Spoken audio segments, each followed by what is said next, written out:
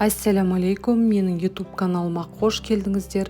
Бүгін сіздерге осындай салмасымен булочки пісіретін боламын. Яғни компоттан қайнатылып піскен қақты қолданатын боламын. Каналыма міндетті түрде тіркеліп, пікір қалдырып, қоңыраушаны басып қойыңыздар. Менің басқа да жаңа видеоларымды жіберіп алмайтын боласыздар. Бізге қажетті заттарымыз қақ, ұн, жылы сүт, жұмыртқа, қант, ашытқы және де тұзымыз қажет болады.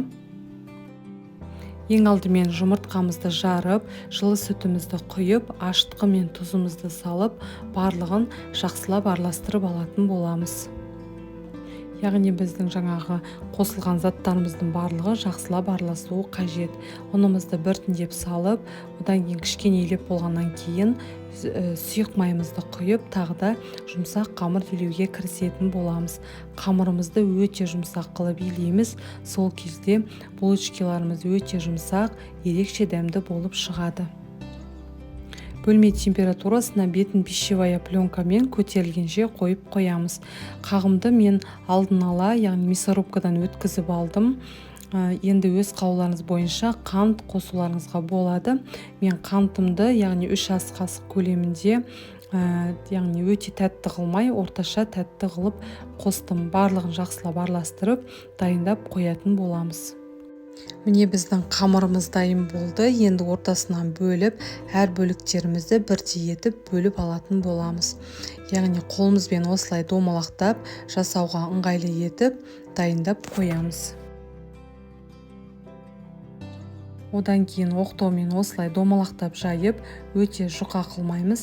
Одан кейін осылай шет жақтарын ұзынша етіп кесіп, салмасын салып, әр кесілген бөліктерімізді осылай бірінің үстіне бірін қойып, булочкаларымызды жақсылап жасап шығатын боламыз. Міне бізде осындай әдемі булочки болып шығады. Келесі жасалу үлгісі осылай 4 бөлікке бөліп жатқандай жартылай етіп кесіп аламыз. Әр бөліктерімізді осылай күлге ұқсатып, біріне бірін жабыстырып, домалақтап, барлық жағын түйіп шығатын боламыз. Міне осындай күлге ұқсайтын болады. Одан кейін жұмыртқамызды жағып, өз қалауларыңыз бойынша бетіне мак себулеріңізге болады. Одан кейін духовкаға 150 градус көлемінде 30-35 минуттай қызарғанша пісіреміз. Міне біздің начинкамен жасалынған булочкаларымыз дайын болды. Дәмі өте ерекше дәмді болып шығады. Міндетті түрде жасап көріңіздер. Сіздерге ұнайды деген ойдамын. Каналыма міндетті түрде тіркеліп, пікір қалдырып, қоңыраушаны басып қойыңыздар. Менің басқа да жаңа видеоларымды бірінші болып көретін боласыздар.